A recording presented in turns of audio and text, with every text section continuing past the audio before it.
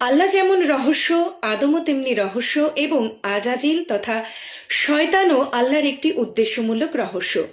একের ভিতর তিনের গুপ্ত রহস্য প্রকাশিত হলে রহস্যের সৌন্দর্য অতি প্রকট রূপে প্রকাশিত হয় এবং ইহার সৌন্দর্যে অবগাহন করতে পারলেই সেরেক রূপ পর্দা দূরীভূত হয়।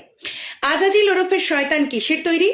ইসলাম দর্শন বলছে শয়তান এমন এক বিশেষ প্রকার আগুন দিয়ে তৈরি যে আগুনের ধোঁয়া নেই তথা ধূম্রবিহীন অগ্নির দ্বারা সৃজিত।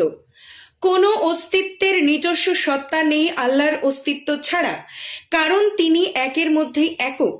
ধূম্রবিহীন অগ্নির যদি মৌলিক কোনো সত্তা না থেকে থাকে তবে উহাও কি একের ভিতর একক?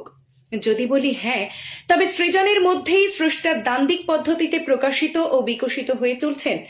তার এই প্রকাশ এবং বিকাশের ধারা প্রতিটি সেকেন্ডে যদি কয়েক হাজার কোটি ভাগ করা হয় এবং সেই ভাগের যতটুকু পরমাণুরূপ ক্ষুদ্রতম সময়ে কয়েক হাজার কোটি সম্পূর্ণ নতুন রূপ দেখিয়ে চলছেন এবং সেই ক্ষণিকতম সময়ে বিশাল রূপটি আর কোনোদিনও দেখান না, তাই তিনি সব সময় নব নব রূপে বিকশিত হয়ে চলেছেন। তাহলে ইহা সেরেকেরই নামান্তর। কিন্তু সৃষ্টিতে সেরেক বলতে কিছু নেই, আবার আছেও। অনেকটা শুনতে আত্মবিরোধী সমাবেশ তো দূরে থাক, সবই একের অনেক রূপের মধ্যে এক রূপে খেলে চলেছেন। মূলত চরম সত্য কথা বলতে গেলে তিনি ছাড়া আর কিছুই নেই। তাই আমাদেরকে দেখতে এবং মর্মে মর্মে বুঝতে চেষ্টা করার তাগিদ দিয়েছেন এই বলে যে, বলো আল্লাহ নিজেই আহাদ। এই আহাদ শব্দটি অতি মারাত্মক এবং গুপ্ত রহস্যপূর্ণ কথা।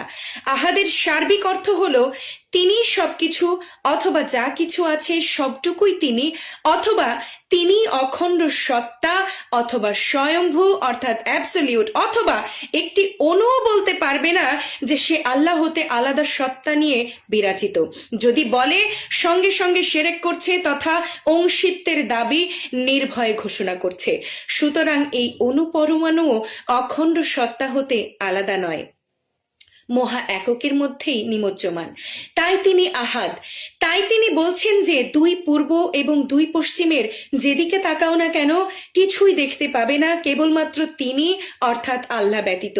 এই দুই পূর্ব এবং দুই পশ্চিম বলে ঘোষণার অর্থ হলো কোথাও তিনি ছাড়া কিছুই নেই। তাহলে আমাদেরকে লা শব্দটি উচ্চারণ করতে কেন বললেন?